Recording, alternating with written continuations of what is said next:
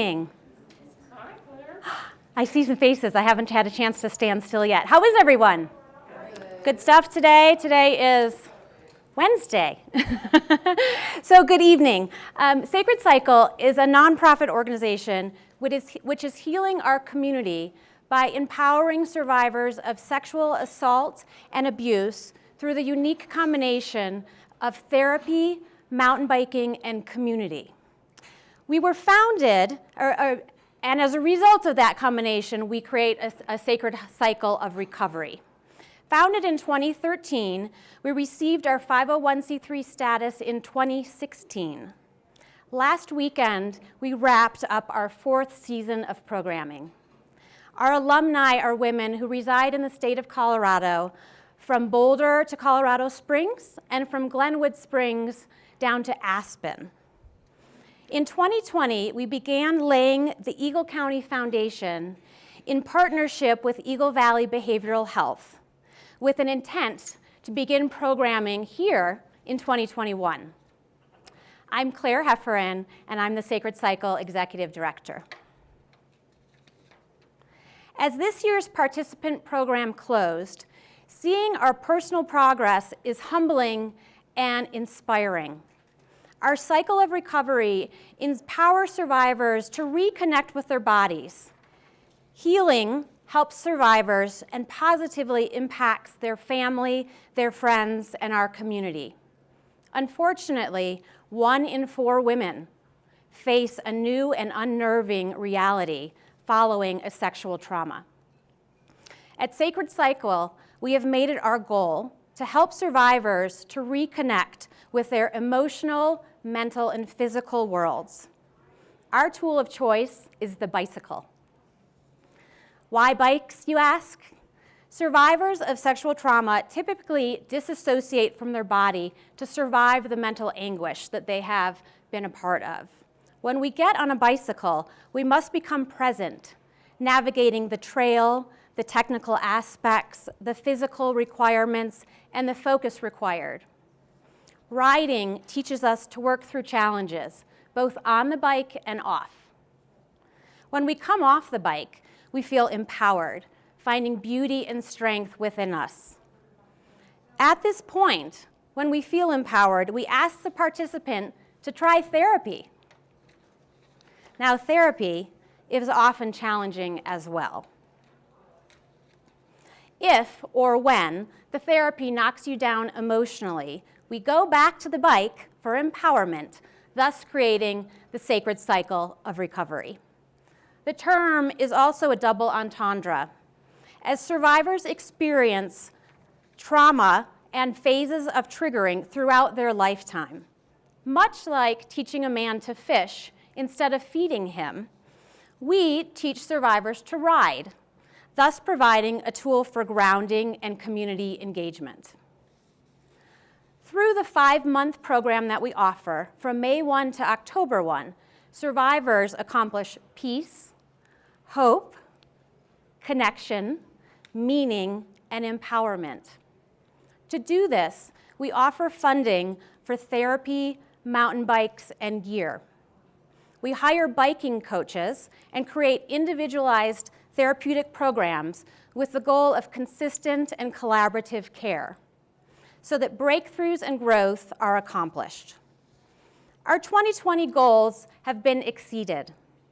We hosted 24 public community rides across the Eagle County and Roaring Fork valleys for all-level mountain bikers, and as a result of this, we supported 205 riders from July 1 until just this past weekend. The result is we now have a strong community of men and women riding together and supporting each other. We have a few community riders in the room today. Happy to see you again. And happy to still ride with you, even this season's over. We also held a women's mountain bike clinic for 23 women of beginner and intermediate levels at the Vail Ski and Snowboard Academy in Minturn, just down the road. We are in the midst of our virtual Heal campaign, a 30-day campaign with a goal to raise $30,000 to provide 5-month programming to 15 women total. That's 5 women in each of the regions of Eagle County, Roaring Fork Valley, and the Denver County in 2021. We gather this evening as we know how crucial community is for physical and mental health. Tonight brings together a survivor, Trish Kendall, to give insight to survivorship, and a panel of local leadership to discuss how to nurture and cultivate community. This evening is presented by sponsor Vail Board of Realtors and supported by Eagle Valley Behavioral Health and Alpine Bank. We are very grateful to our sponsors. We couldn't have done it without you. I'd like to introduce Cynthia Thrall of the Vail Board of Realtors.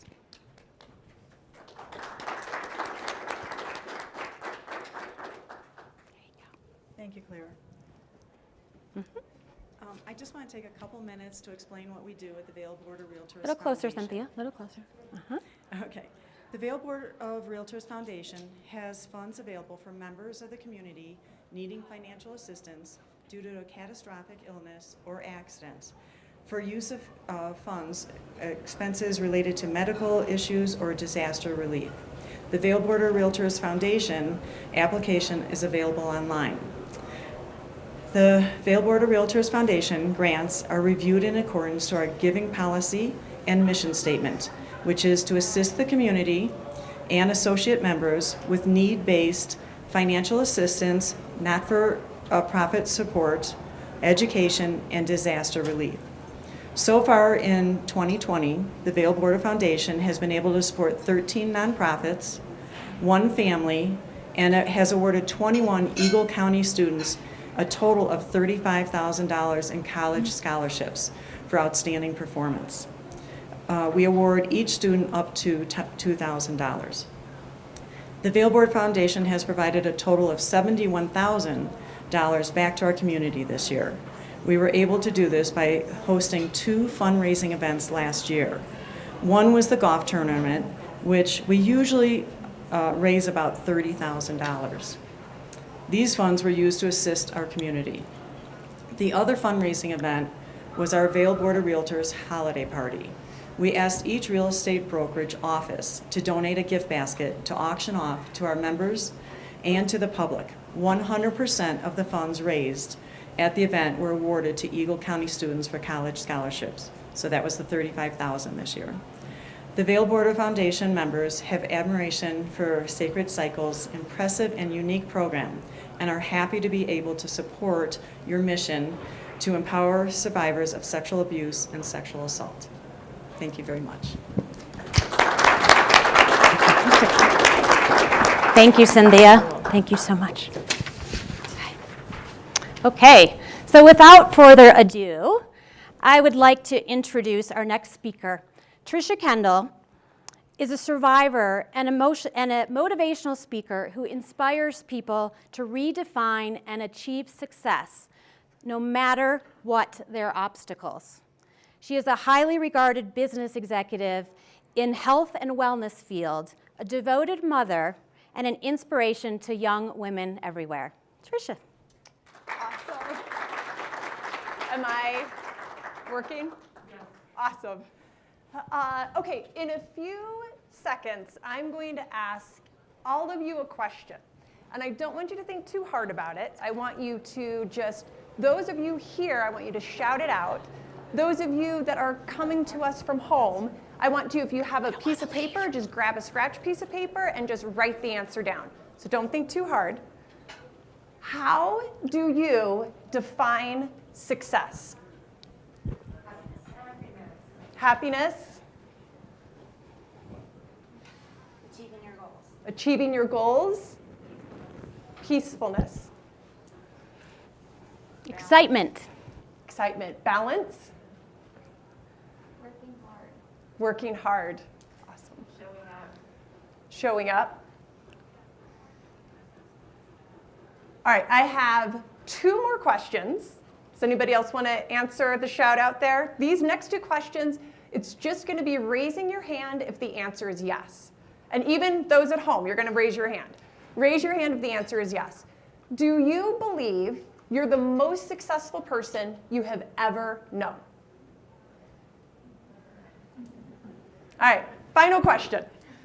Do you believe you can be the most successful person you have ever known? I ask these 3 questions to all of the young women that I speak to. And too often, success is defined as being better than or having more than others. More money, a better relationship, more likes, a better car, a better education.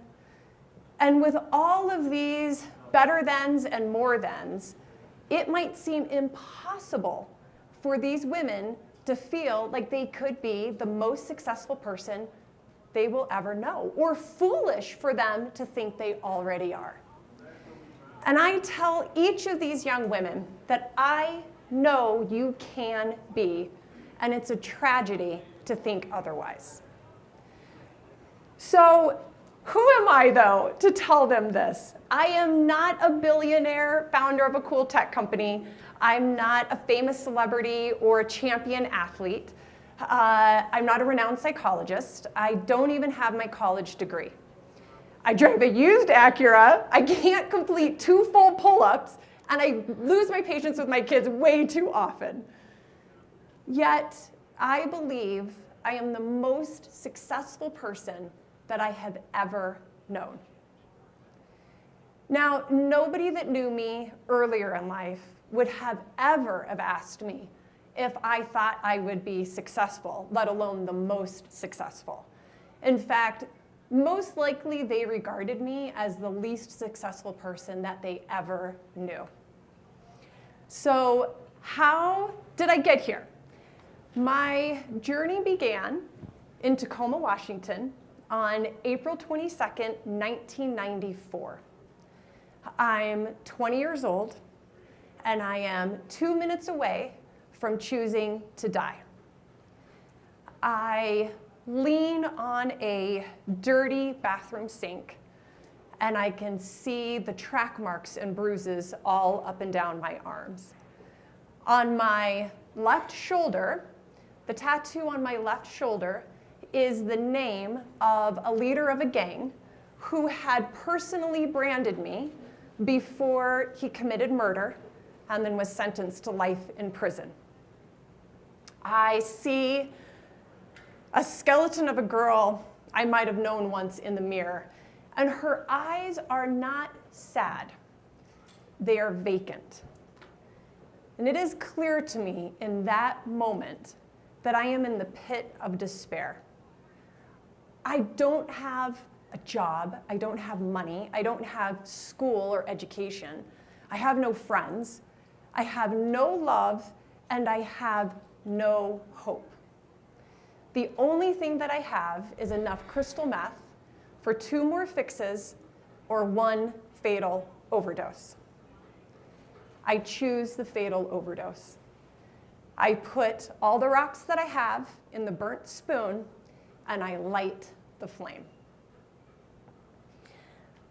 When I was a 6-year-old little girl, I loved animals. All of them. Hamsters, chickens, bunnies, cats, dogs. But nothing compared to the love that I had for the little pony that my dad let me call my own in the makeshift stable on the outskirts of town.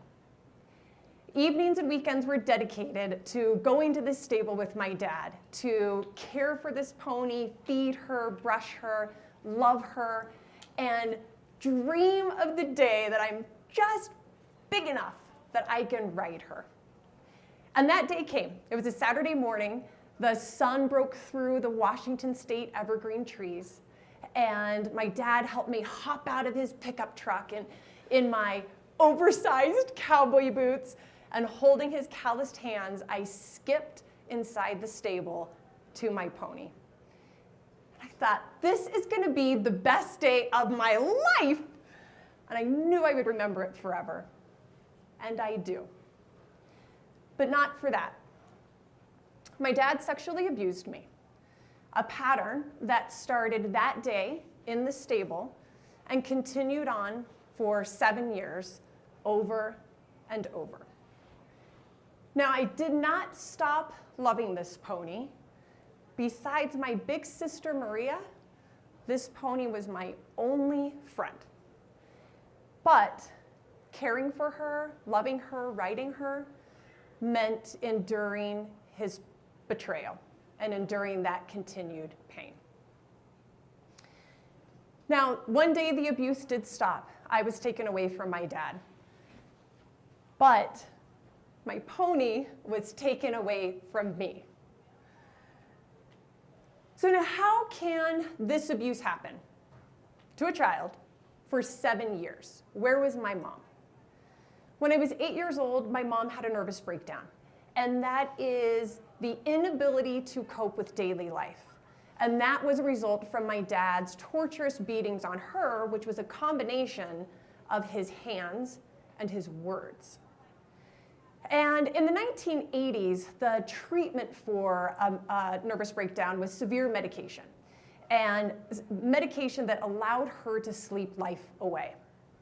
She could not physically or mentally provide me the maternal love, the ordinary daily acts of love that a child relies on.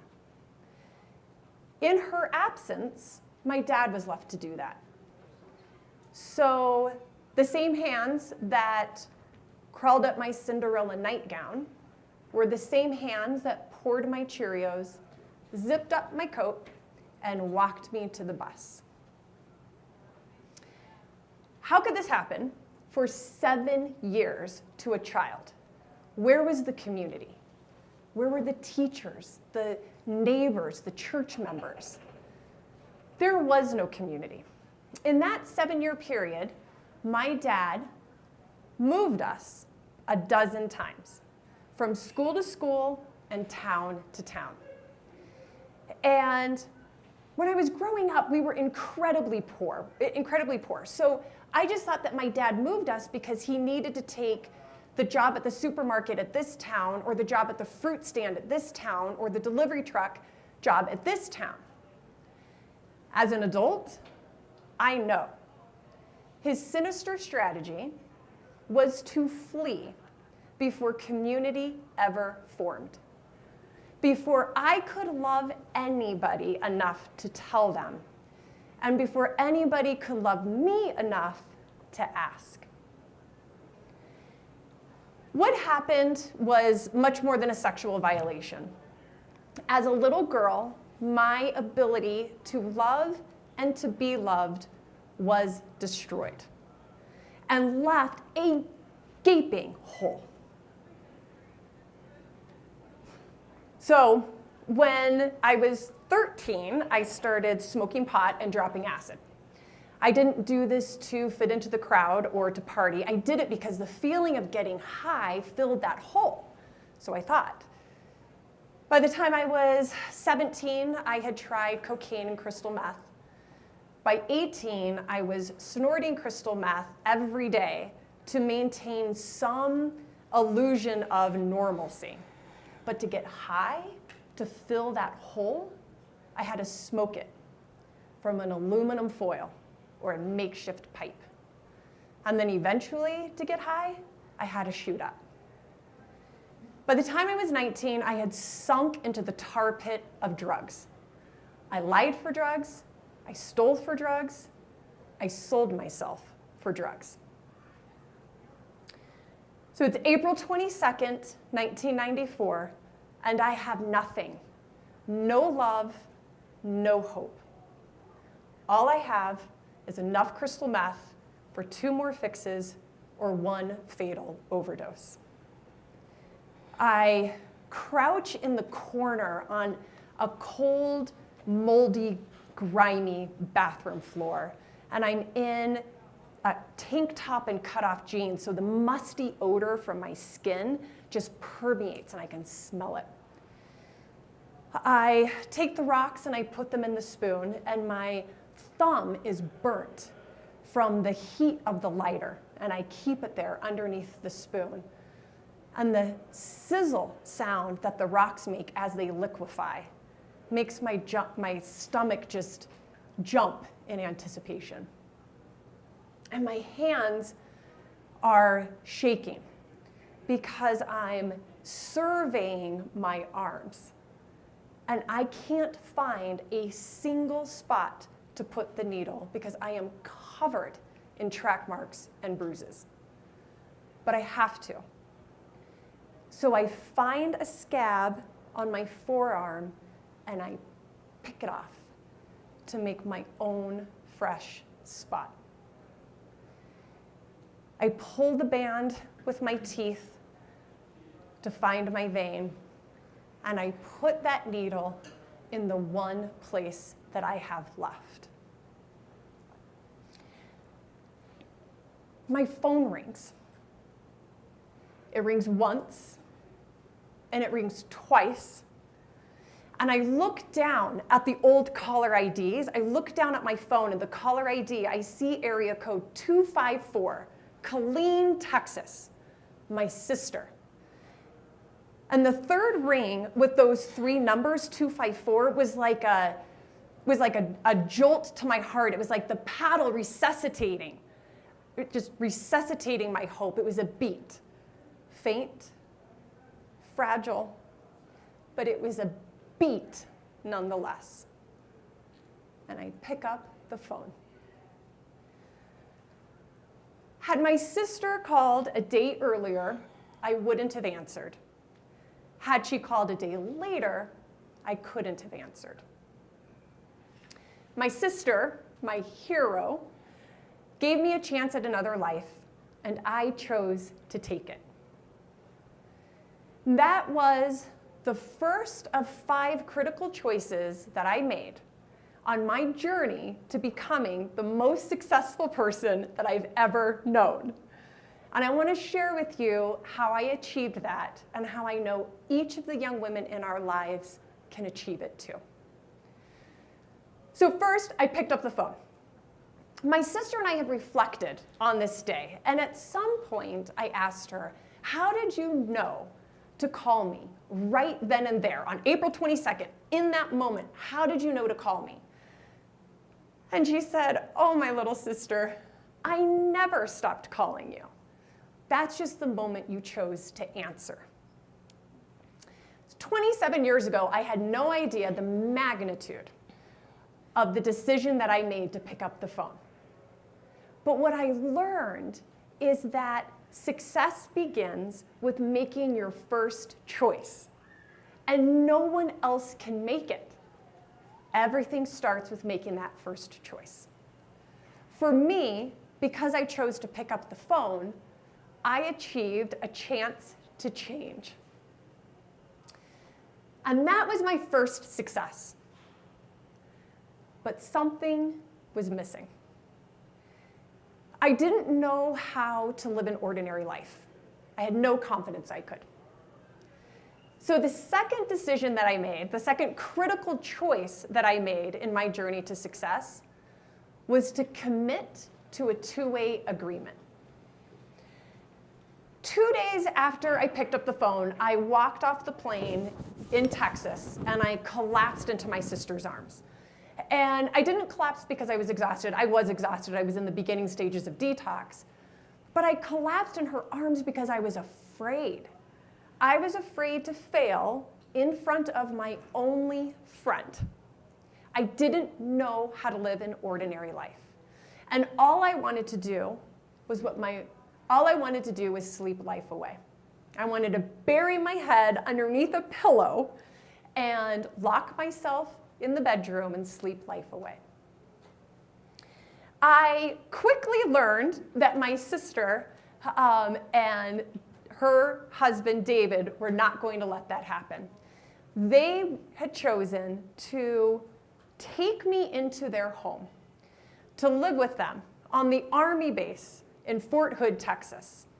Me, a meth addict, a liar, a thief, whose friends were drug dealers, gang leaders, and a murderer.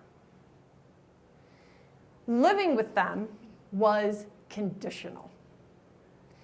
And I was living with them and their 2 young children, my 4-year-old niece and my 2-year-old nephew.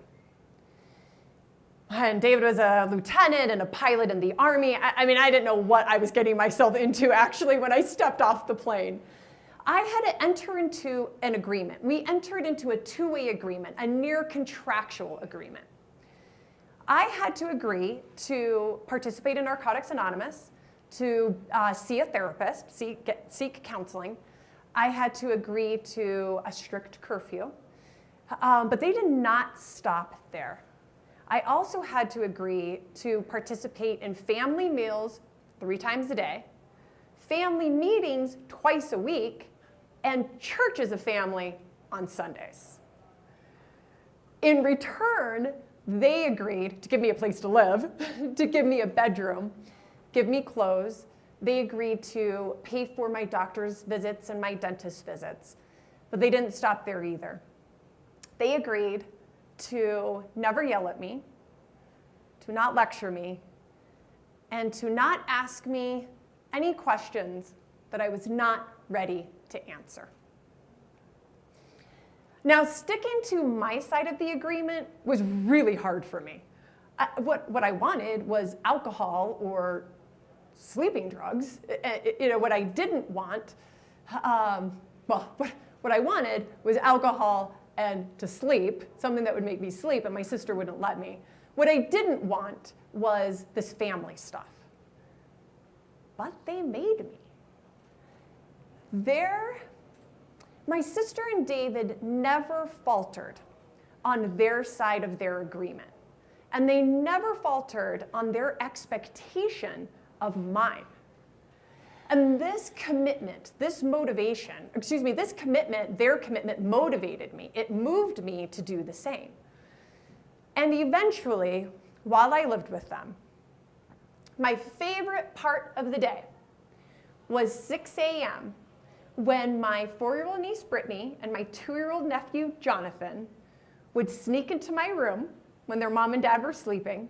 They would sneak into my room and wake me up by poking me on the head with their little morning breath, with their bowl of dry Cheerios and their handful of books that whatever they could fit in their arms, and they would crawl into bed with me, snuggle right next to me, and say, Aunt Tishy, read me a book. I learned the power of a two-way agreement. That when you commit to an agreement, actions that may start out as duty and obligation can transform to joy and desire. Whether that agreement is with your colleague or your spouse, your friend, your child, the power is in committing to that agreement.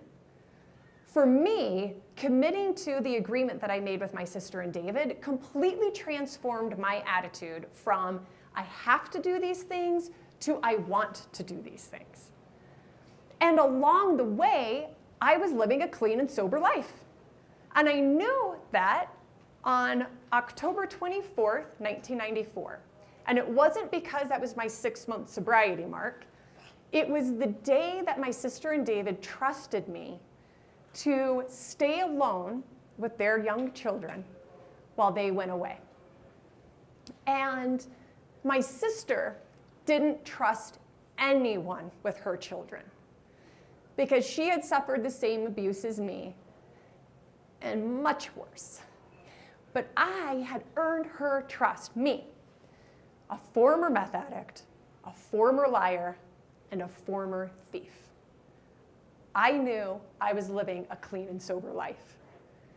And anybody would think that was my accomplishment, and it was a huge accomplishment. But I achieved so much more than that. Because I chose to commit to this agreement, what I achieved is joy in the ordinary. And that was success to me. And I thought that that was success. And for the next year, it was. But then something was missing. I was completely reliant on my sister and David, emotionally and financially. I had earned their trust, but could I ever trust myself outside of the boundaries and the safety that they had created for me? And oh my God, could I ever earn the trust of anybody else? So the third critical choice that I made in my journey to success was to build trust in myself and earn the trust of others. So after living with them for a little bit more than a year, I needed a job. I needed a job. What was I going to do? I had no education. I had no trade. I couldn't work at a restaurant or a bar because I couldn't be around alcohol, and I still had to maintain this strict curfew. So incredibly, I landed the best job in the world. I was hired to sell gym memberships at a Gold's Gym in Killeen, Texas, for a company called American Club Systems. And I gotta tell you what this job is. So I had to cold call people from the white pages. I had to pass out flyers on cars in parking lots, on the windshield. I talked to the members inside of the gym about their friends and family and why, they should come and join the gym. And then, of course, the new people that came in, I tried to get them to join this gym. I had no idea what I was doing. I didn't know how to do this sales job. But I wanted my boss to believe that I could, and I wanted to believe that I could. So I chunked the job down. And I made good, small decisions every day. I showed up, got there on time, stayed late. I asked questions to my boss, to my colleagues, to the members, to the new members coming in, and I listened. And I smiled. I wanted to be there every day, and I wanted everybody to know that I wanted them there too. So this job, I did not have 2 nickels to rub together. And I had no benefits. There was no health insurance, no benefits, no obvious career path. But it was the best job in the world? Yes. Because I learned that if you do the little things great, great things can happen. And I knew that I had achieved something great in June of 1996, when I got on a bus to leave Killeen, Texas. American Club Systems had said, Trish, will you go to Spartanburg, South Carolina to sell gym memberships at a new gym that we're opening? Let me break this job down for you. You're going to get on a bus from Killeen to Spartanburg. You're going to live out of a Motel 6. And the gym is not open yet, but that's okay. You're going to work out of a trailer by yourself, and you're going to sell memberships by showing people the blueprint of what the gym is going to look like. And then after 90 days, you're going to leave Spartanburg, and you're going to get on a bus, and you're going to go to Greensboro. And after 90 days, you're going to do the same thing there. And after that, then you're going to go to Asheville, North Carolina. And after 90 days there, you're going to go to Buffalo Grove, Illinois. What do you think? Yes! Yes! Count me in. Because they trusted me. They asked me to go and do this. And more importantly, my sister and David trusted me to go and drove me to the bus. And most importantly, I trusted myself to get on it. Now, looking back at ACS, I was just a little guy doing little things. But I did them great. And over the next 26 years, every professional opportunity and advancement that I have achieved, I can tie back to selling gym memberships at Gold's Gym in Killeen, Texas, the best job in the world.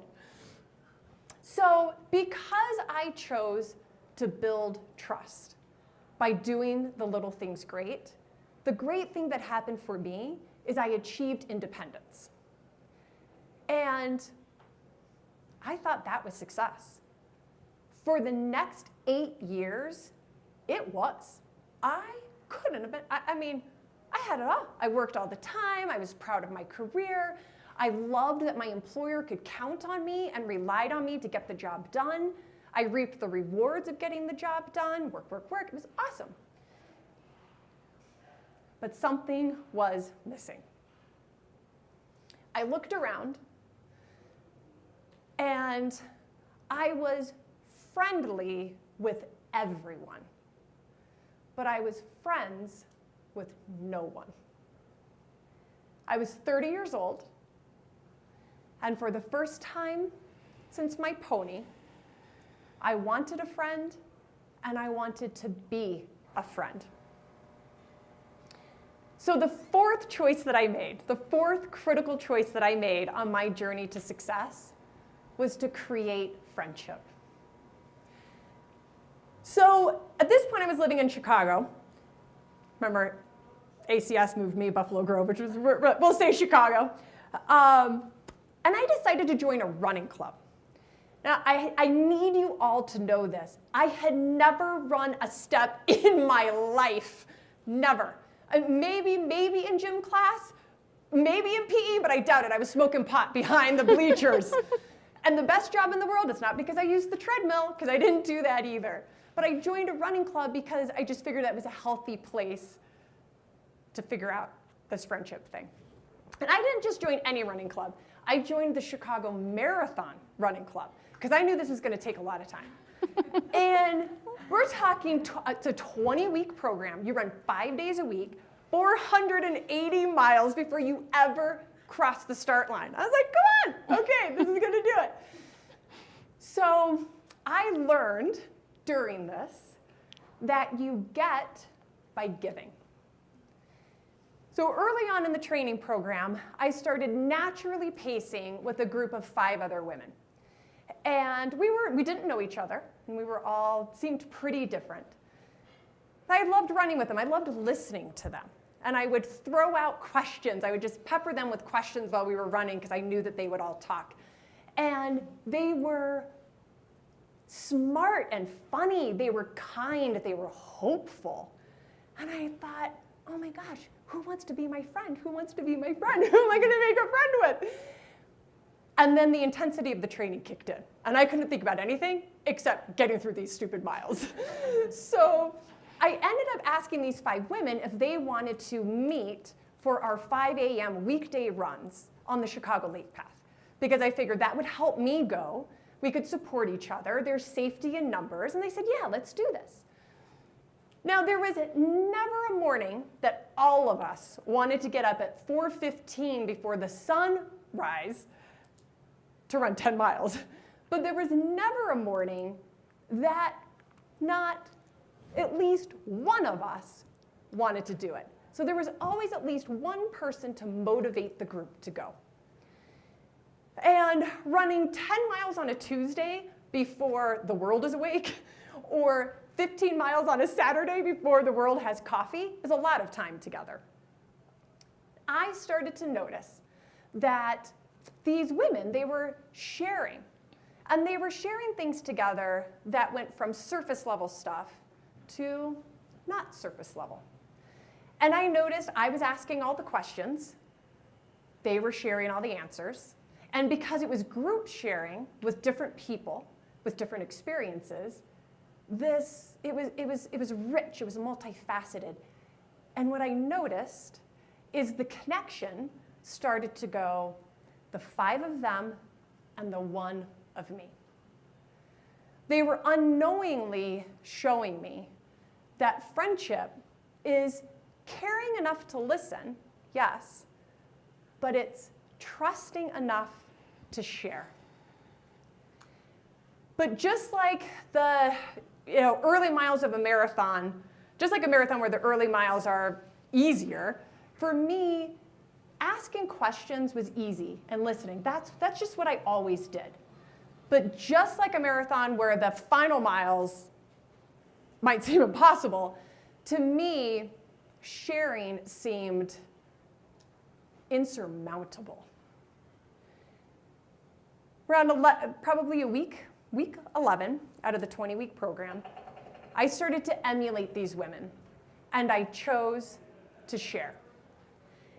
At first, it was surface level, and then it wasn't. There is a difference in a conversation and a connection from, I don't want to have kids because I'm so busy with work and I'm a professional and I need to travel all the time and this is what I do. And that's fine and that's great. That wasn't raw and the truth. To tell them I didn't want to have children because I didn't know how to be a mom and I didn't trust that I ever could is something else. Had I not shared with them my hopes and dreams, my fears, my funny stuff, just everyday things, I would not have gotten friendship in return. Now, so 4 weeks out before the marathon, I hurt my ankle, so I was out. It was a real pisser. I couldn't run it. But what I decided to do is support my friends the last 4 weeks while they were doing their long runs. And then the day of the marathon, my ankle was good enough that I could run half. So I did. I was like, okay, I'm going to just run half of it with these women and cheer them on from there and support them. I don't need to run the whole thing, so I can give it my whole energy. And we got to halfway point, and I felt great. I was like, wow, this is amazing. But one of our friends, Marcy, didn't feel good. She was sick. She had a stomach cramp. She couldn't keep going. She couldn't keep going at the pace of the other girls. But because I was there, they could keep going. And I said, Marcy, I'll stay with you. We can do this. We'll figure this out. We can walk, run. Just let's stay together. And so we did, mile after mile, until finally we looked up and we saw the Chicago Marathon finish line and our 4 other friends waiting for us, cheering us on. Now, had I not given myself to Marcy that day, I wouldn't have gotten a finisher's medal, and neither would she have. I wasn't disappointed that we completed the marathon about an hour later than what we had trained for. In fact, at that point, I didn't even care about the marathon. I felt so happy because my happiness came from being with my friends, that the 6 of us had done this collectively and together. I never knew community because when I was a little girl, my dad deliberately destroyed community before it ever formed.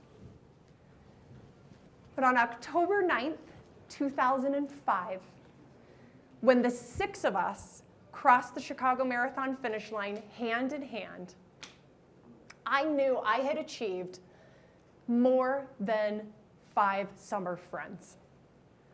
We had safety, shared identity, and belonging. 20 weeks earlier, I had set out to make a friend. But what I had created was so much more than that. I had created community. And that was success. And I thought that was all the success. And for the next 6 years, it was. But then, something was still missing. The biggest thing was still missing. Remember that little girl, that 6-year-old little girl at the stable? I thought her ability to love and to be loved had been destroyed. But it hadn't. She had hid it. She had buried it. I had buried it. But then I made 4 critical choices. I chose to pick up the phone. I chose to commit to a 2-way agreement. I chose to build trust. And I chose to create community. And I realized with each of these choices that I came closer to unearthing my ability, my boundless ability to love. But I would not give anybody all of my love.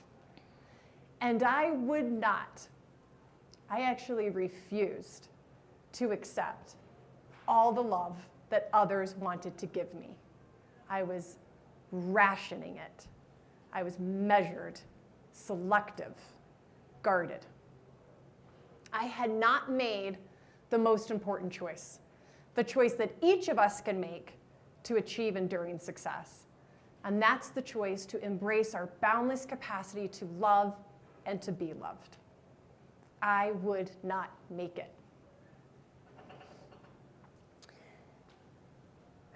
My 10-year-old daughter, Lily, loves animals, all of them.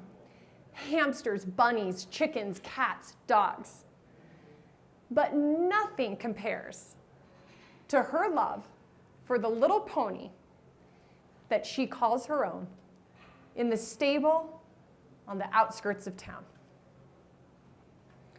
When Lily was 6 years old, after relentless pleading, I agreed to take her to this stable for structured, short, occasional 30-minute rides. That is as far as I could go. There's a very distinct smell to a stable. 33 years later, that smell triggered the immense pain that I felt as a little girl from the repeated pain and the repeated betrayal by my dad at the stable. And I could just bear it if I stood outside of the arena watching Lily. But I could not, I would not step inside the stable. When the hurt little pony named Mona came to the stable to mend after neglect almost killed her, the vet said that Mona, no one would ever be able to ride her again, but that she would survive with a lot of attention and a lot of love. And Lily eagerly volunteered, but she couldn't do it by herself. So I had a choice to make. Would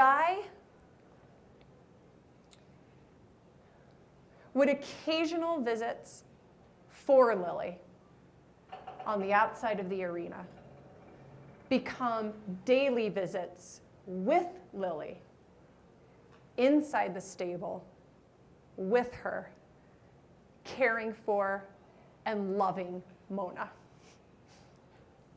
Yes, it would.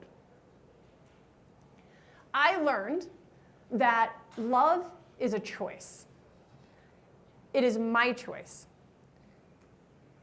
The hardest choice for me, harder than picking up the phone, harder than committing to an agreement, harder than building trust and creating community. But just like all of those choices, only I could make it, and only I had the power to make it. When occasional visits for Lily became daily visits with Lily, the unexpected day happened where the vet said that Mona was well enough for Lily, and only Lily, to ride her. 6 months later, on April 14th, 2018, I realized I had become the most successful person I had ever known. And it was at Lily and Mona's first horse riding competition. It was a beautiful spring, crisp New England day. And Lily was completely ready for this show. She had her hair braided and she had her bows on and she was all suited up in that equestrian suit and ready to go. And I saw her riding her pony in the practice ring to warm up. And I noticed that my 7-year-old little girl, who was totally excited an hour earlier belting out Moana songs in the car, was now nervous. She was anxious. She was scared. And I watched her go around the practice ring.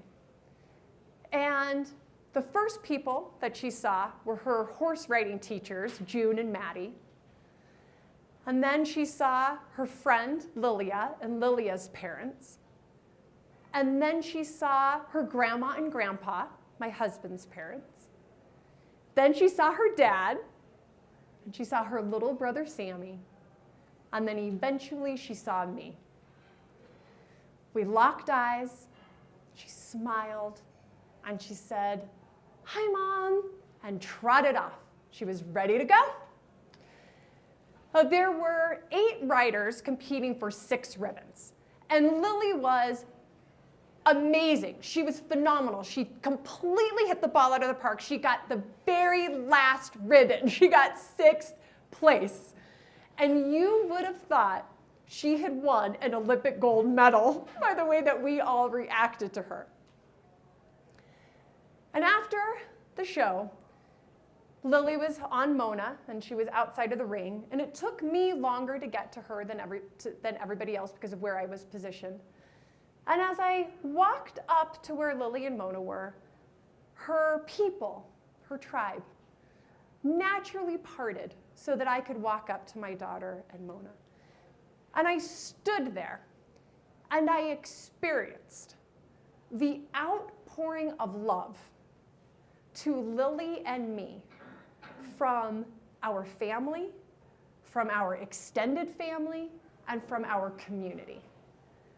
And I experienced the outpouring of love from me to our family, our extended family, and our community. And I palpably felt immense joy. I was 44 years old, and I knew nothing was missing. I looked at Lily, we locked eyes, she smiled and said, "Bye, Mom," and just trotted off. She was ready to go with her friends. I was like, whoa, wait a minute. Clearly, I was not expecting Lily to have quite the same emotional reaction as me. She's a kid, she's a 7-year-old kid. But her non-reaction really jolted my joy for a second. Because I realized in that moment, right then, that second, I knew this outpouring of love, this love that surrounds my daughter, is her normal. And her normal is because I make every day what was once my hardest choice. I choose to give all of my love, and I choose to receive all the love that others want to give me. And it is that choice that is enduring success. There's a very distinct smell to a stable. To Lily, this smell signals excitement, possibility, safety, and love. To me now, this smell signals my choice every day, and it always will.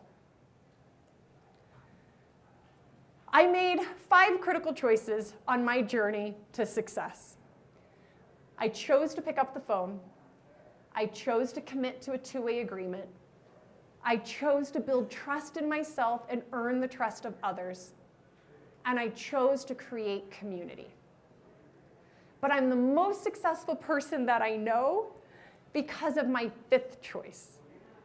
Because each day I choose to embrace my boundless capacity to love and to be loved.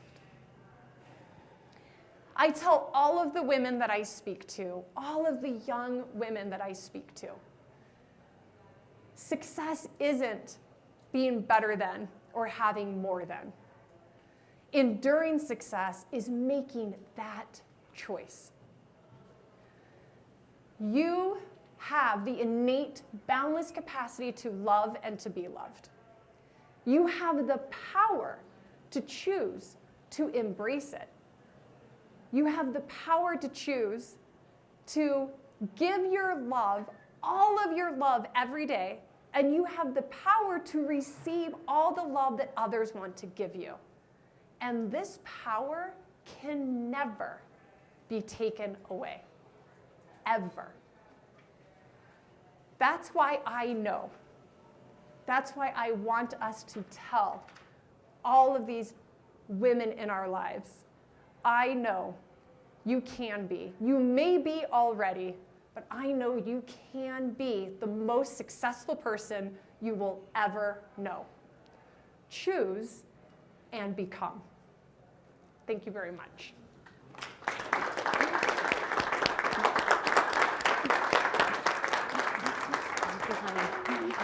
I'd hug you, but I can't. Oh, I will do that. Thank you, Trish. Thank you very much. So before we begin our panel, I would like to introduce Dr. Stacie Freudenberg. She is on our panel this evening, and she is going to speak to us about statistics of survivors of sexual assault and abuse within Eagle County. Come on up, Stacie. Let's give you, yeah. So you just want to turn that on, and then I'm going to give you your. Can everybody hear me? Okay, great. Thank you. So this part is called Trish is Not Alone, because truly Trish is not alone. 1 in 4 women experiences sexual assault in their lifetime. I'm Dr. Stacie Freudenberg. I'm a licensed psychologist, and I'm on staff with Bright Future Foundation here in Eagle County. Next one. Thank you. It's a little bit. That's okay. I'll make do. Sorry. We are the Domestic Violence and Sexual Assault not-for-profit here in Eagle County. We serve survivors of sexual assault, child maltreatment, stalking, and domestic violence. Some of the services that we offer here are advocacy. We have a clinical team that offers counseling services. We have a lawyer on staff that helps people navigate the legal system. We also offer housing and shelter options as well for victims. And we have violence prevention programs within the Eagle County school systems. And we also have a Buddy Mentors program, which is kind of like a Big Sisters, Big Brothers program. All of our services are free, and they're offered in both Spanish and English to anybody in the Eagle County area. All right, so I mentioned that 1 in 4 women, so that's 25% of the entire population, has experienced some form of a sexual assault in their lifetime. If we look at men, that number gets a little bit smaller, but it's 1 in 8, so about 12.5%. These numbers can vary a little bit depending on the research you're looking at, but these are the most commonly cited figures. And then when we think about transgendered individuals, it becomes almost 50%. So that's a really big number. So you have to consider, these are national statistics, but I think Eagle Valley is no different, and we'll get into like the numbers for here as well. But I just wanted to open up with these things. I also want to mention that a lot of incidents that involve domestic violence or intimate partner violence also include some form of sexual assault. So some of the clinical impact on sexual assault, and this is specifically for women, but some of the data shows that 94% of women who are sexually assaulted will experience symptoms of PTSD within 2 weeks after the assault. And that's symptoms of PTSD. That doesn't mean that they necessarily meet the criteria for a diagnosis of PTSD, but they will experience some trauma symptoms that are similar to PTSD. 33% of women who are sexually assaulted will contemplate suicide, and then another 13% will go on to attempt that suicide. So as you can see, it has a huge impact on survivors. So now if we look at our local statistics, Eagle County, Bright Future Foundation, we receive about 65 calls per year related to sexual assault. We get about 500 total, and this is just specifically sexual assault, not kind of rolled into somebody experiencing domestic violence and having a sexual assault experience within that relationship. And annually, 8% of the clients that we serve are sexual assault specific. This number increases to 12% when we factor in multiple victimizations, so when we think about sexual assault in the context of a DV relationship. In 2019, there were 59 incidents of non-consensual sex offenses registered by law enforcement in Eagle County. And in the month of August and September of 2020, we had 5 new cases the DA's office opened. We expect this number will rise, but as a whole, the 59 incidents in 2019, it's pretty consistent again this year. There might even be a little bit more. COVID has increased our numbers significantly, both with DV and with sexual assault. So we expect that once there's a rise in our population due to the seasonal nature of our location, that we will have more in the fourth quarter. I I know we're talking about some difficult stuff today, and so I just wanted to provide some resources that are here should anybody feel like they need them or know somebody that needs them. We have a 24/7 crisis line for domestic violence and sexual assault that Bright Future Foundation hosts, and then the Hope Center crisis line is for people that are experiencing a crisis, that are experiencing suicidal ideation. Great. Thank you. Alt tab. Okay. Success with the technology. Thank you. Thank you, Stacie. Okay, so I'm going to introduce our panelists for this evening. And really what we're focusing on is our community and how to nurture and cultivate a community that is connected, which is what Trish strove towards. It's not a correct word, and has accomplished. So in order to introduce our panel this evening, I'd like to start with Michelle Dibos, and she is the Community Engagement Director with Eagle Valley Behavioral Health. Come on up, Michelle, I've got you here. Thank you, and you're gonna need to turn that on, okay? And then Stacie, if you'd like to come on back up. Dr. Stacie Freudenberg, licensed psychologist, training director, trauma-informed care manager of Bright Future Foundation. Thank you, Stacie, and I think I turned that back off for you. And finally, Brett Donelson, executive director of the Cycle Effect. Thank you, Brett. You're gonna need to turn your mic on. And Trish, if you'd like to come on back up. And again, I'm Claire Hefferan, the executive director, and I'm gonna moderate this evening's panel. I would like to point out that there are note cards under your chairs with pens. We'd really like this to become a conversation, and that was quite an impactful speech. So we want to make sure that you hold on to any questions that you have. So if you'll write them down as we get towards our Q&A session, I will have volunteers come through and collect them from you, and then I will call you, put your name on it, please, and I will call you out so that you can state your question, and then I'll repeat it so to make sure that the audience can hear and that our live stream guests can hear us tonight as well. Okay, so if you can please hold your questions for after the panel, but please, we encourage them. Okay. So again, thank you to the panelists for joining me tonight. I am honored to be a part of Eagle County and the Vail Valley. It's a choice that I made when I moved from big cities to come to a place where I could make a difference and I could provide the love and provide the services to make sure that people don't fall through the cracks. So in my humble opinion, each of our panelists lead with empathy and with a desire to connect through community. So thanks for joining us tonight. Okay. So I'd like to begin by asking each of you to introduce yourself, your organization from a top level, and how you define community. Michelle, can I start with you? Of course. So my name is, can you hear me? Yeah. Mm-hmm. My name is Michelle Dibos. I work for Eagle Valley Behavioral Health, which is a relatively new organization. It was formed last year, 2019, around July. And it's really focused, it's essentially, the mission is to lead community collaboration to improve the behavioral health system within the Eagle River Valley. So we're not a direct service provider, but really our role is to essentially convene, be a convener, a hub for community collaboration across multiple agencies, including, of course, Sacred Cycle, including the Bright Future Foundation and various other organizations in the community.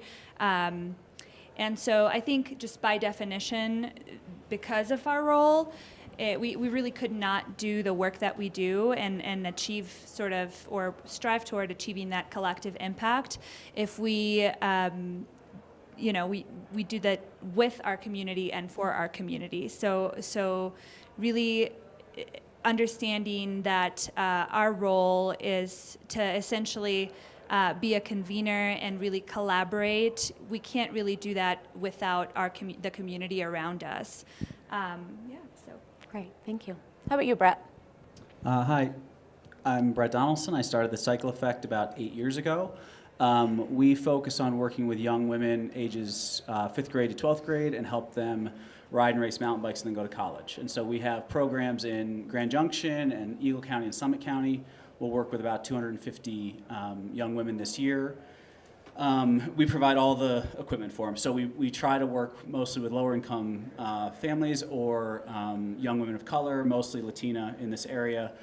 So we strive to get about 70% of our participants to be in that demographic. So that being said, through providing all the equipment and stuff like that, we also provide about 80 to 100 days of coaching per athlete if they choose to take us up on that. So the community is just a natural evolution. Like, you can't spend that much time with somebody and not build a community and kind of a family. So Tam, my wife, and I have that started the organization. I mean, these are our little sisters in a way. You know, we obviously as it grows, it takes on a little different form, but we're actively trying to engage their families to figure out how we can better serve them.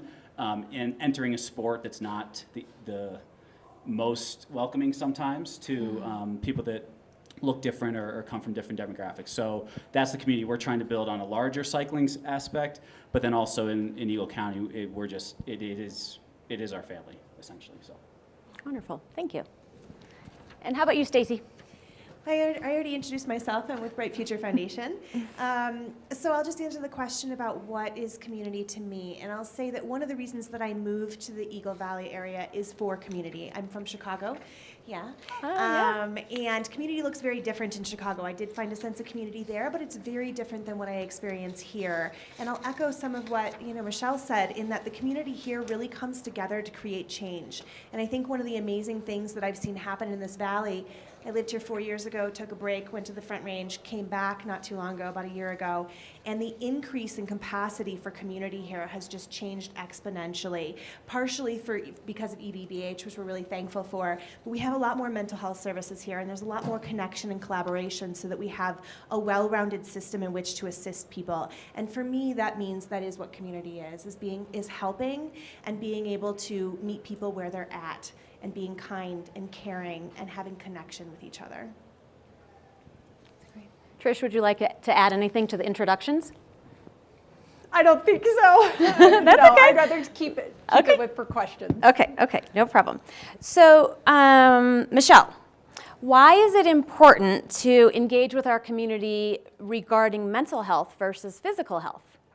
So, human beings, I mean, we're social beings. I think from the moment we're born, I feel like we are, the way we make sense of our world, the way we make sense of our emotions, it's in the context and within the context of relationships and within the context of relationships in community. So, that serve and return interaction that occurs with a mom or a dad and a baby, our brains develop within that context. And so, to me, I think that when we're talking about mental health, and your story exemplified that so beautifully, there's really no way to thrive fully unless you have strong relationships and strong community around you. So yeah. Mm-hmm, mm-hmm. It makes me think of a statement that I say often, is that we're designed to be in relation. Mm-hmm. And it's quite a trying time now with COVID, and everyone worries about isolation. The statistics rise. Is it safe to ride bikes? Is it safe to be in the outdoors? And I really think that the community has risen to the occasion and found, this evening's event is an example of how do you keep moving forward and how do we continue to engage together despite circumstances, obstacles. Brett, I'm interested to hear from you. So as you know, we use a bike as a tool as well. Can you tell me why or how you chose to design your programming around youth, and particularly females? that just kind of happened to me. So there was no master plan for the cycle effect, but we kept kind of saying yes. We kind of answered the phone call and that kind of stuff, and kept saying yes, we'll take that next step. But I think the bike, there's two reasons I think the bike is super helpful in these scenarios. So one, for our girls that live in Edwards, a lot of them live in the mobile home park, but they've never been to Berry Creek. So the bike alone enables their vision to expand, right? So, they've been to the store, they've been to school, that kind of stuff, but they've never been a quarter mile to a great trail and stuff like that. So I think it expands their vision of what's possible and what else is out there, closer than they think.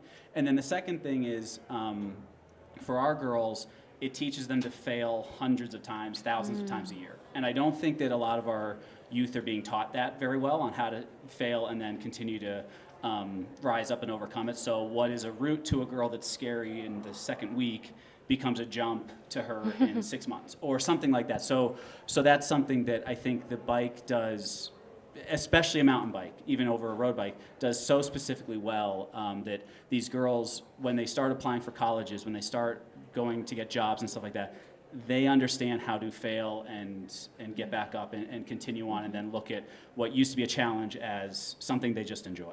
You know, the first marathon training you went to, Right. all of a sudden what that turned into was a great opportunity for you, as opposed to that first hurdle. So I think that's what a bike does really well. Great. And beyond your athletes, how does it parlay to the family, to the friends, to the community? How have you seen it evolve over the last 8 years? Maybe surprisingly, that you may not have planned for.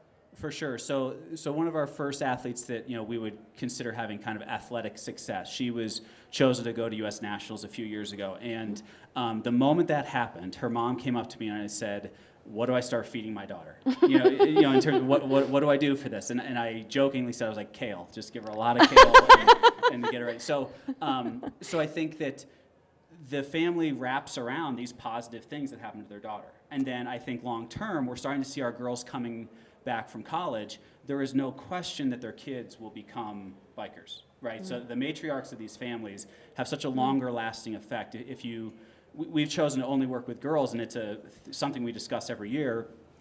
Boys will automatically get involved, most likely if their sisters are involved. If we put boys on bikes, their sisters will sit on the sidelines and still think, this is a male-dominated sport. So we think getting these girls on bikes will become the matriarchs of their family, and we're going to have a much longer-lasting effect in that respect. Okay, very interesting. So I hear an expansion from a small piece of the valley to having mobility and having confidence to try, to welcome others, whether it's friends, families, siblings. I think of my skiing world of keep up with the boys, and now I'm the one leading instead. So it's wrapping that community within us. And while our anchor today is survivorship, it's really about how do we welcome the community to us, and what do we keep an eye out for. So we have new people coming and leaving the community continually. And at times, at least when I arrived from Chicago, California, it felt quite cliquey. So Stacie, I'm interested to hear what do we keep an eye out for in environments, when we enter an event, when we enter a room, when we go on the ski slope? What do we keep an eye out to look for maybe newbies or someone that may need some help, some love, a hand? Yeah, I think everybody needs a help, some love and a hand, you know? We all could use that. And I think sometimes we're all afraid to ask for it. So if you see somebody struggling, even if it's just a little, ask them if you can be support, you know? Ask them what they need. There's no one right or wrong answer about what somebody might need when they're having some difficulties or they're in a crisis. And it doesn't always look the same for each person. You know, somebody might not text you back quite as often as they normally do, which might be a sign to just check in and see, do you need anything? Or can I pop by and say hi, I kind of miss you, you know? And so I think just being a neighbor, which I think is a little easy to do, but sometimes we forget, we get involved in our own worlds, you know, or our own insecurities stop us from approaching that person, you know, oh, they might not need help, or they probably don't want to talk to me, you know, and so getting through your own fears and your own anxiety to approach somebody and ask them if they need something, or could you assist them, or could you show them something, or whatever it is, you know. Awesome. It makes me think of on our community rides. So on these weekly rides, we would have 2 volunteer guides, one that would lead it and one that was called the tail guide or the sweep. And I think more importantly was the sweep, because that individual, no matter how slow or how challenging it was, they supported the person at the back of the pack. You know, someone has to go last and it's never fun. And so to have a companion ride alongside with you and pause when you need to pause, or give you some mentorship when you need that. And what I saw over the course of the season was that some guides are better than others at that. And so for me, my job and my role was to make sure that our guides understood what it feels like to be the beginner, to be the newbie, to be scared, and to be vulnerable and say, but I showed up, so ride with me. And be okay that I might turn around. And then at the end of the season, myself included, improved because I had the support and the safety and the camaraderie that those rides brought along with us. So yeah, it was super cool and it got me out a lot, away from behind the desk. So that's also a good thing, away from the technology. So can I just tack on to something you said that I think really resonates with me, is this is also, you've mentioned people come and go from this community so much. It's such a transient community. It's a tourism-based economy, and so I'm from Peru, and I've seen so many of my friends come and go. So I feel like sometimes it feels hard to really grow some roots here. For some people, it can feel that way. So really, what you're saying, just reaching out, but reaching out in being intentional about it. Sometimes maybe you are at work and you're not necessarily, you're in the daily grind, you're not necessarily thinking about making friends in your office, but that might be the perfect space to really engage a little bit further. Like, let's go out and do something different, and let's look at these relationships from a different perspective, because I think otherwise it can be really difficult to meet people in this valley outside a bar, for example. That's so, yeah. Mm-hmm. What do you think are some of the barriers to building relationships in the valley? What have you heard from your partners? Yeah, it can be. It's so interesting because it is this idea of, this utopic idea of Vail. But the reality is it can also be very isolating. And there's multiple factors. You think about the geography of Vail, you think about the fact that there's multiple towns that are kind of along I-70 but don't necessarily connect very well to one another. You think about the high cost of living, and that some people sometimes are working 2-3 jobs to just be able to make ends meet. Not necessarily because they're trying to achieve more, but because they need to make rent, and that's the only way to do it. So I think those are all barriers that sometimes people will forget to prioritize or protect their own space and their time with family, their time with friends, and make that really sacred, protected space. And so it becomes sort of habitual to put yourself and your relationships last. And so I think that's definitely something that we need to be more intentional about in this valley, especially considering all the amazing opportunities for engagement that this valley has to offer. Brett or Stacie, would you like to add anything to that answer? I think that she just, I think that she just said, she hit the nail on the head that creating community is about where you start with it, and we all need and want community. We can never have too many people that love us, and so it's like, we kind of sometimes we form our little groups and then we're like, oh, I have enough friends, or I'm too busy to do anything else. But in reality, we have so much capacity, and so expanding your circle, I think, is really important. And so it really resonates with me what you said, And there was another piece there too that you said earlier about community, and mental health. And one of the things that I think that I find fascinating about psychology and doing therapy is that I truly believe that healing at the individual level eventually helps heal our community. We help one person become more self-sufficient, stabilized, they're able to regulate their emotions a little bit better, and that has a trickle-down effect to other people and within our community, and we're healing communities with each individual person. My hope is that we'll have less trauma in the future because of it. So I'll talk kind of from the bike industry, Sure. because I think it's relevant. So we hired a woman to lead our Summit County programming last November, and she had never ridden a bike before. Her name's Isabel, and she basically, is the only Latina person on our full-time staff. And so she was leading us through she's on the board of education for Summit School District and has done a lot of Family Leadership Institute stuff. So she's kind of worked a lot in cultural proficiency. So she was leading us through this exercise of how we engage with the Latina community better. And she kept talking about the dominant culture. And we're all sitting there thinking the white culture is the dominant culture that she's talking about, that she's integrating into it. And she's like, no, I'm talking about the mountain bike culture. The mountain bike culture is this exclusively speaking, very hard to enter world where if you don't speak your language about mountain biking, no one knows what you're talking about. And so I bring that back because, when I handed her, oh, here's a Camelback, she had no idea what a Camelback was. She didn't know how the straw worked and stuff like that. And so I think that what we need to do, if we want to be inclusive of people and we want them to enter our community, whether it's a mountain bike community or the Vail Valley or whatever, we really have to look at, they know nothing about this place, or they know nothing about mountain biking, or they know nothing about certain topics, and we have to help them, go back and realize that just because we know what we're talking about doesn't mean that they do, and if we expect them to know, then they need a ton of courage, I guess is what I'm getting at, to enter a world that's not reaching out to them. Which reminds me something that we're investigating at Sacred Cycle is welcoming the Latina community into our program.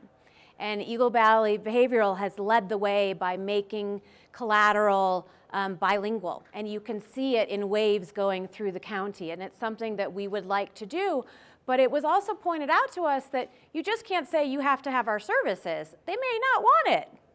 And have we actually spoken to our community and said, how can we help?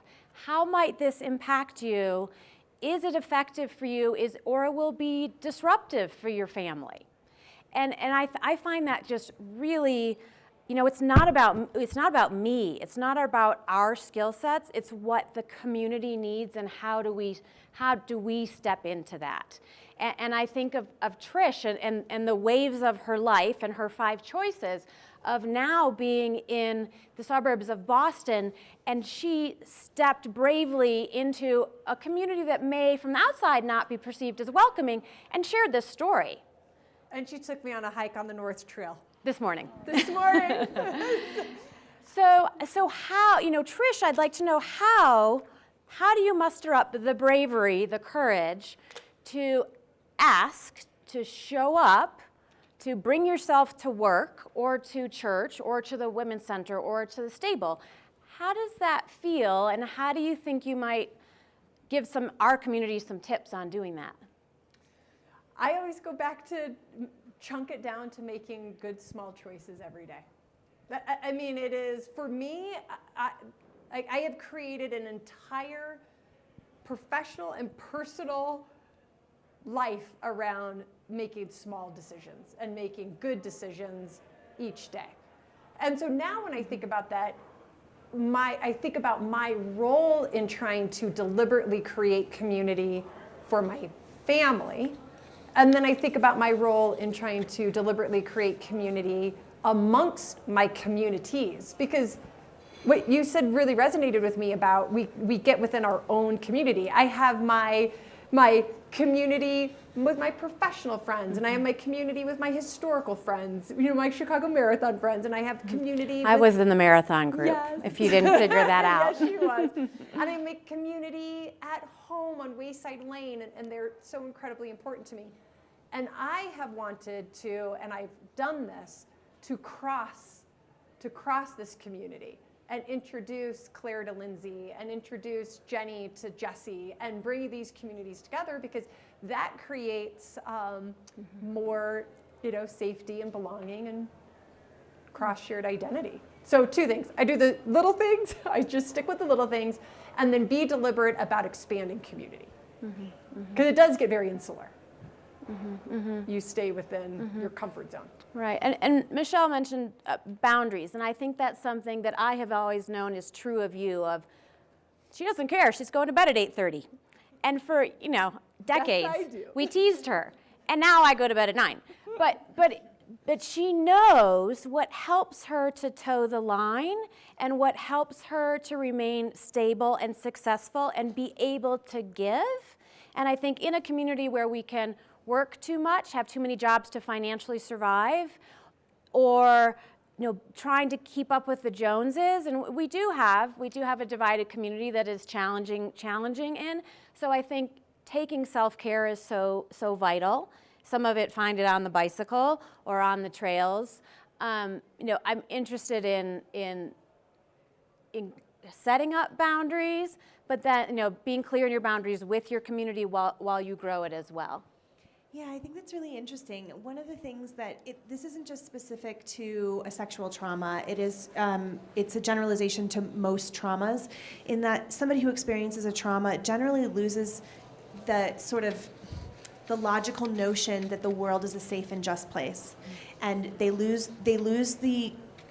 I wouldn't say they lose the capacity, but the capacity for trust becomes buried. A lot like what Trish was talking about.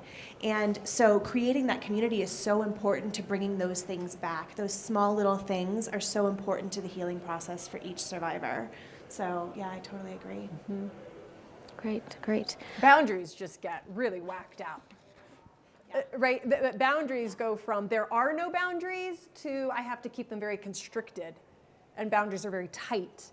And in different times in my life, I did different things. I had no boundaries, when you think about my crystal meth story and all of that. But then I did the opposite, and my boundaries were incredibly tight, incredibly restrictive. And so to learn a balance takes time. It takes time.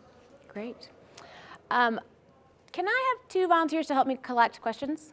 Any of my volunteers over there? There we go. Thanks, ladies. So if you have a question, just put your hand up, and one of the gals will grab it from you. So I'm going to ask a question before I open it up to the audience. So I'd like you to think about one actionable takeaway for the audience that you recommend doing to nurture and cultivate our Eagle County community. Specific. Who wants to start? Or maybe I'll give you a minute. Should I give you a minute to think about that? Brett, it looks like you're ready.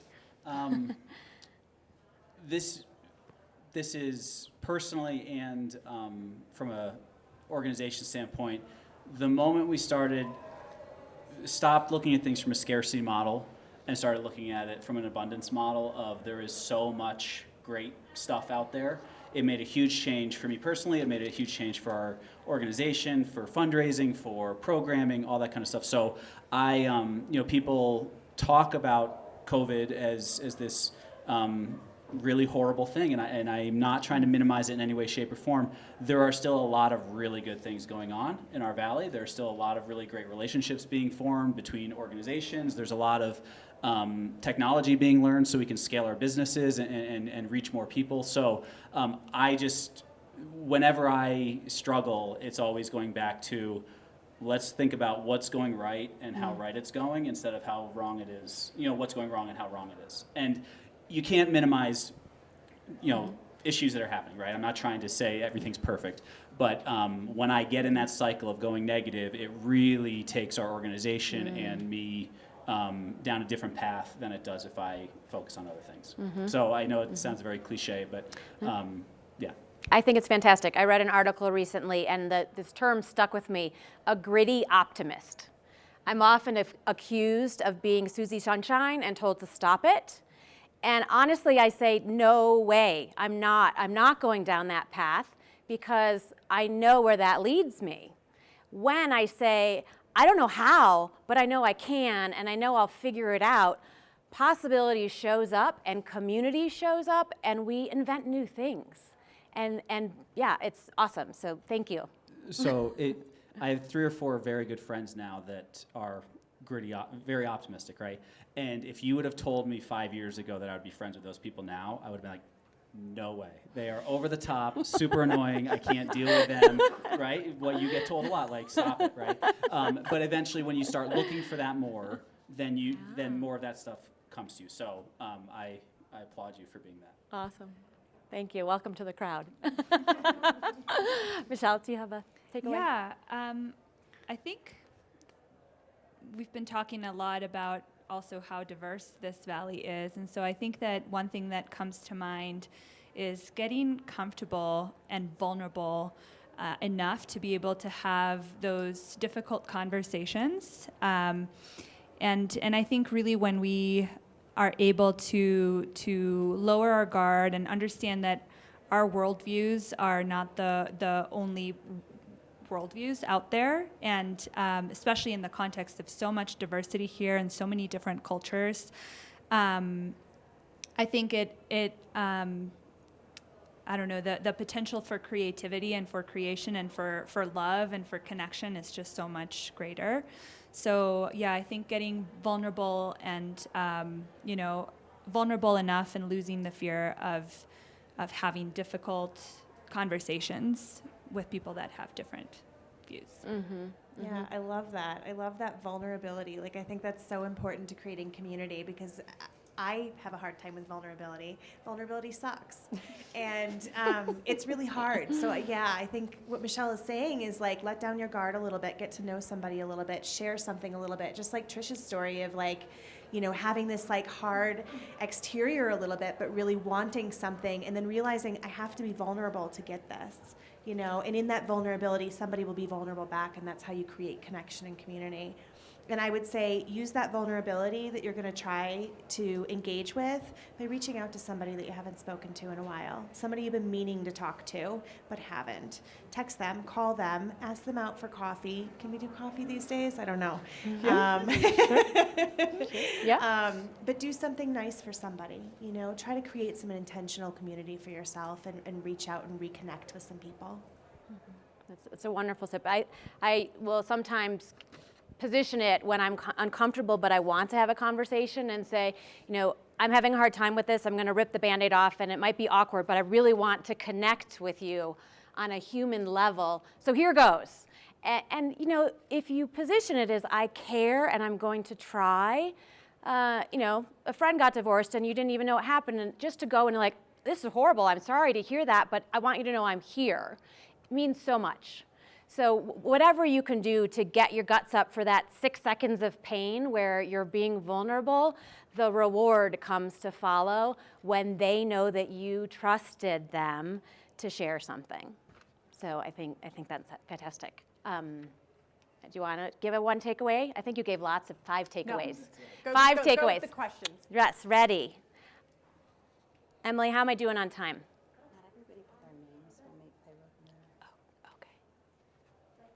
Good? Okay. So, thank you, 7:20. Perfect, 7:20. We were right on time. Look at that. Okay.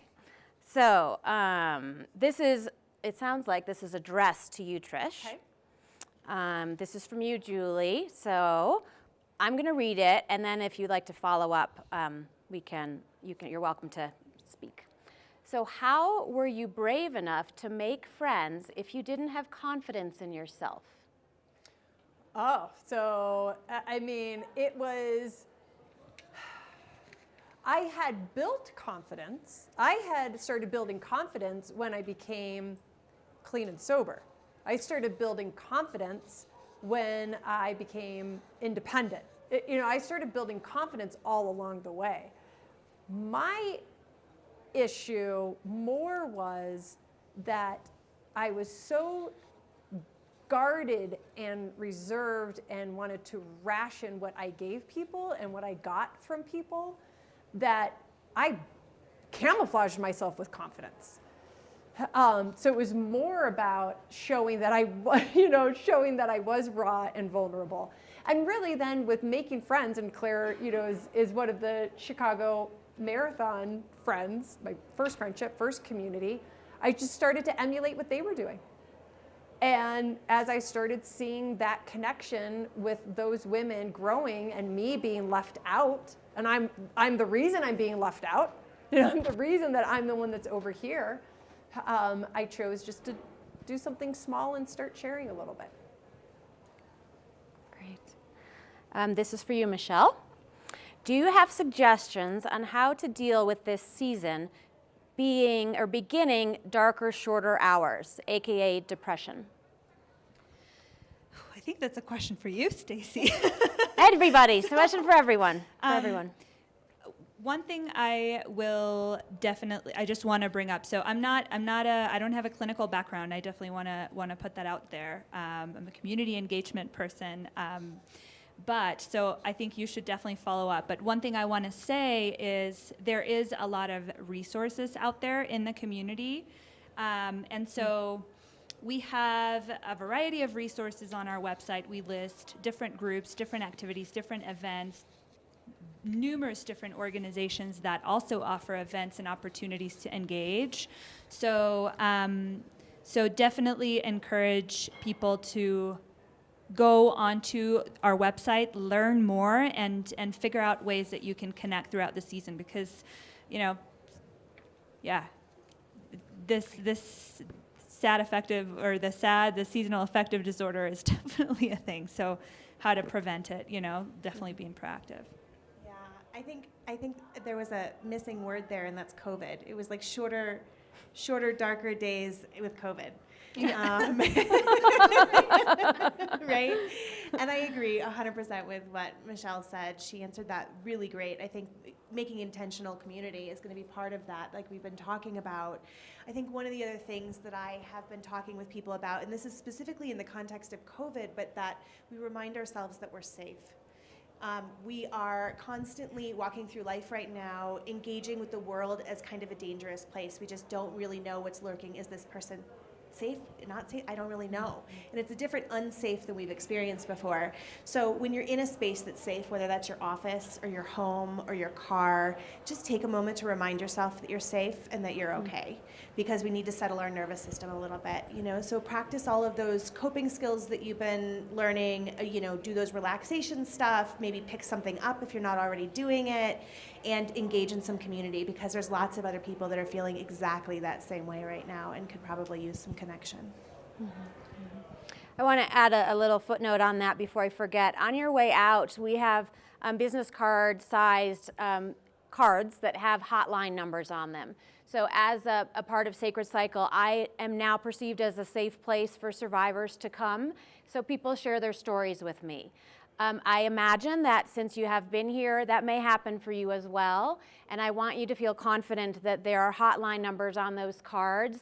Just take one home with you, and have that at the ready should someone need some help. Stacie also shared some hotline numbers. So via Bright Future Foundation and/or Sacred Cycle, we can help survivors to have a resource to go to. We're also on the Eagle Valley Behavioral site.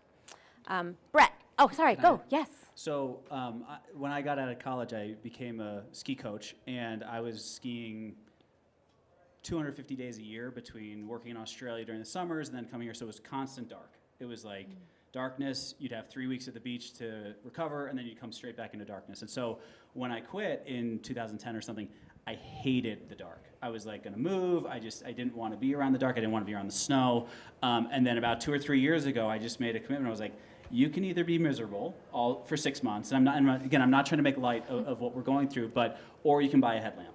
And so there are people that have a running club in the winter that have headlamps, or there are walking clubs, and you just find 3 friends at headlamp, and you make that commitment that you're talking about to build that friendship. And I've created a whole new group of friends around walking up hills with skis on my feet and then skiing down, as opposed to taking lifts and stuff like that. So it is, on one hand, it seems really big, 3 or 4 years ago, but now it's just simply put your headlamp in your car, a thicker pair of socks, and just go do something. It's a small step. It's that small step, and then eventually you kind of get momentum behind it. Great. So Brett, this is for you. Has your program also helped young girls who may have experienced sexual trauma?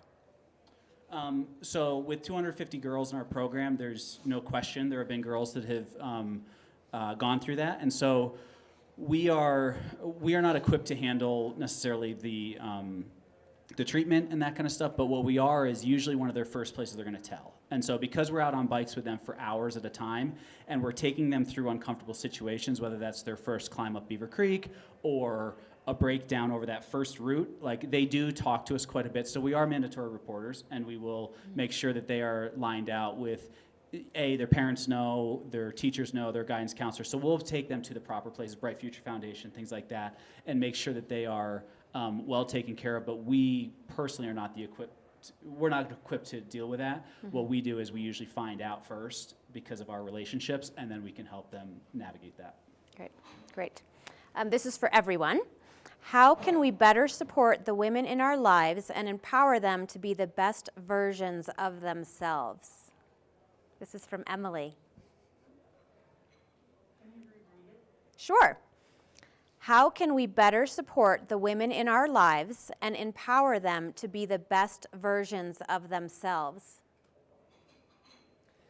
So I like to say if we can help the women in our lives experience what success feels like or experience what giving love and receiving love is, that's so much more powerful than just telling them, commit, make the small step.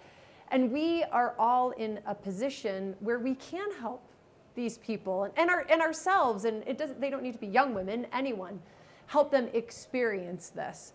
Because once they start feeling something, or at least for me, feeling success created more of a desire to have more and allowed me to say something is missing and what is missing.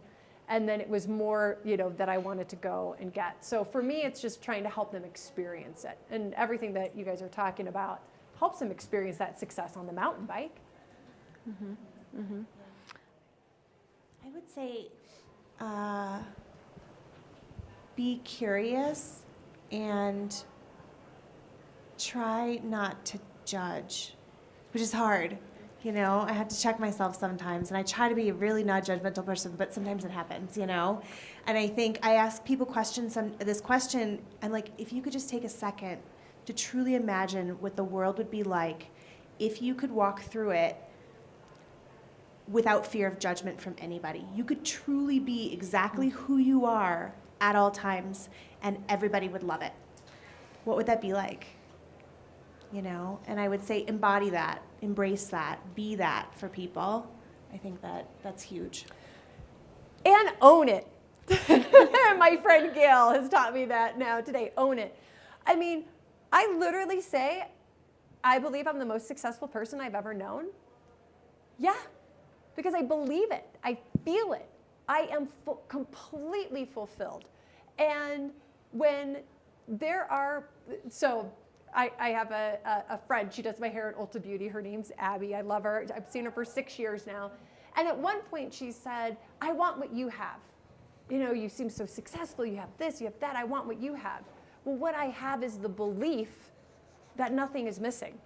And the belief that nothing is missing comes from that I'm choosing to give everything that I have and all the love I have and receive it. That's what I have.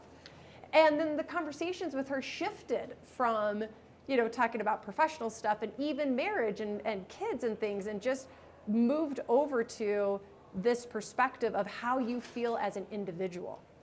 And how you feel as an individual is empowering versus how you think others are viewing you. Mm-hmm. And so I try to just stay present to how I am feeling about me and what I am doing and who I am. Mm-hmm. Mm-hmm. There's a follow-up question to that, but what that makes me think of is, I'm sorry, I can't. Thankfully, I'm not. I don't have eyes in the back of my head yet. I'm working on it.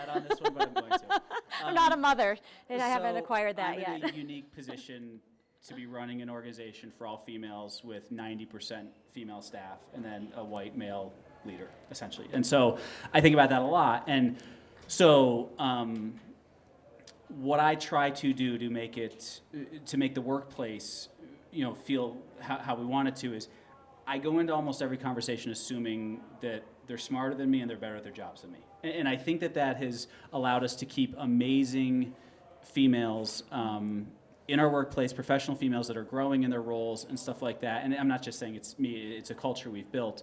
But I think that, for any men out there that are listening, that's really been a change for me, where sometimes we don't agree and I put my foot down, I say, we're going to do it this way, but every meeting and stuff like that, it's assuming that they just flat out have better ideas than us, really helps bring a much more inclusive space so that they feel ownership. Mm-hmm. Mm-hmm. Love it. I forgot my question. I was talking something about around the vulnerability, but I have had to teach myself to be present and curious. And I know I'm a science nerd around the brain. You cannot be scared and curious at the same time. So if you can take a fear and shift the perspective to say, I'm curious about this, it opens up your sense of vulnerability. And so I, at times, like I've always said this, and who said Michelle, you said we're human beings first. So whenever I have a meeting, I always try to make eye contact. I always ask, how is your day today? To try and connect before we talk business, because otherwise it's just paperwork and technology, instead of making sure that we're actually providing for our community and nurturing our community. So thank you on that. So the follow-up sort of is, now that you're the most successful person you know, how do you continue to achieve success? Is it shifting? No. Is there a number 6 on the way? No, it is that the love that I feel is not capped. That's the thing. So when I say that I have attained enduring success, it's because it's not transitory. It can't be taken away. It's not materialistic. Nobody can give it to me, and nobody can take it away. So it's not that the love that I feel, I can't feel more. It's that I want more. I want to feel more, and I want to give more. So that in and of itself will create more success. It just will. Had I chosen from the very beginning, had I given my heart and soul to the 5th choice, I would have naturally have created community. Had I given my heart and soul to loving and being loved, I would have naturally built trust. I would have naturally picked up the phone. So start there, and then it's uncapped. So no, and then part of my success journey is what I'm doing today.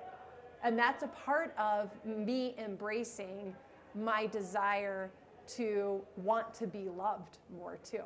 And I want to receive everything that you guys gave me tonight. And that, is vulnerable. So. This might be cheeky, but I think love is your drug of choice these days. It is. I mean, it's not cheeky, but that is. It's fantastic. I feel the same way. Absolutely. It's fantastic. Right. Yes. So there was a specific question around how did Trish push through the mental struggle of a marathon? But I would like to put that to the other panelists to say, what have you had in life that is similar to the marathon, perhaps in this valley, that you could compare it to? And how did you keep going? I mean, you've been at it 8 years. Michelle's a little bit newer to the game. Yeah, I'll stop there. I think the first thing that comes to mind is just my present situation, like COVID, really. I hate to name it again, but it has been really difficult. I'm used to being around in the community, and I was talking with Michelle about how we don't see each other very often, even though we work alongside of each other. We work parallels a lot. And before COVID, we saw each other a couple of times, and now we haven't seen each other at all, I don't think, until now. And I love that. I love being out in the community. I love meeting people, and I miss that. I noticed the other day that I was like irritable and cranky at work because I was just like, I'm always in this office. I sit in this same frickin' chair day after day, and all of my meetings are on Zoom. And if I have another Zoom meeting, I swear I'm gonna eat a cheeseburger from Burger King. And and I think that made me realize, I was like, and we were talking about intentional community, but it made me realize that like part of the benefit of what I'm experiencing is I've gotten closer with some of my coworkers, which I really appreciate. And so that made me think like, I need to reach out to somebody because I'm not feeling so well right now. Like I'm feeling cranky, I'm feeling irritable, not loving my job, which I normally really, really love. And that was just an indicator for me that I needed to do something. And I think it's really hard for us to recognize those things because that is vulnerability. It is me recognizing that maybe I'm not as strong as I think I am, or that I need help from somebody else, or I need support, I need assistance. And so recognizing that. And I think it's definitely really hard, but it's something that I had to come to terms with just like, it was like a couple weeks ago where I was like, why do I feel this way? That piece of being There's vulnerable. an undercurrent, and we're human. And it's smart. I have this thing that just popped in my head about the mental toughness or going through that. First off, I am surrounded by incredible athletes. I mean, my friends are incredible athletes, and I completed a marathon barely. I mean, barely I did. But the thing that I was thinking about is it was a Harvard study, and it was something about making a decision 98% takes so much more effort than making a decision 100%. And Michael Jordan said something, once I decide on something, I never have to think about it again. So part of the mental toughness is just making the decision, period. Then it's done. Then you're getting up at 5 a.m. to meet your friends for the run, you know, whatever that commitment is. Yeah. Turning your phone off for your thing. I was going to say, check on your tough friends. Yeah. They always seem like they're okay, and they're not always okay, you know? Can you read the question again? I made it up. Oh.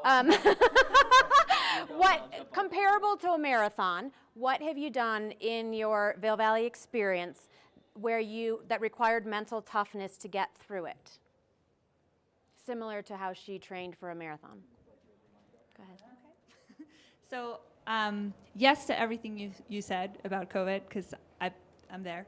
Yeah. But I think the biggest thing that comes to mind for me was just the simple fact of moving. So I moved here without necessarily, and I think what you just said resonated 100% with me, because I moved here not necessarily committed to living here forever. You know, I came here supposedly for 3 months, which then turned into a year, which then turned into 10, and you know, so. But there was never, you know, I think there was a moment where I was like, okay, I'm here to stay, but I don't necessarily know when to pinpoint that moment, and really, there was you know, along the way, being away from family, there were definitely certain things that were really difficult for me, but making those kind of good decisions, small choices every day that were like bite-sized and felt accomplishable, sort of gave me a sense of, you know, I got this.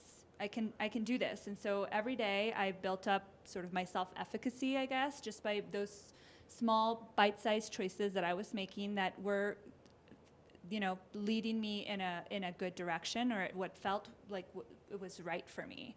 But yeah, so that really resonates with me as well. Great.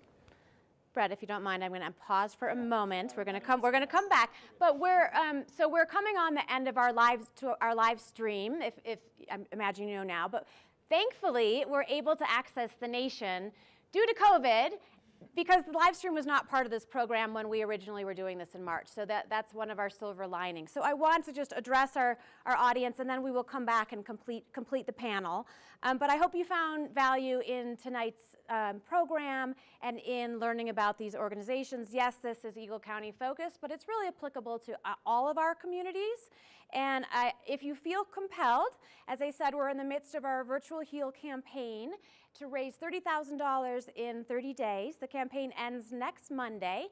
And if you are interested, you can make a donation through our website, thesacredcycle.org, or you can pull out your phone and text 7272 to the number 44321.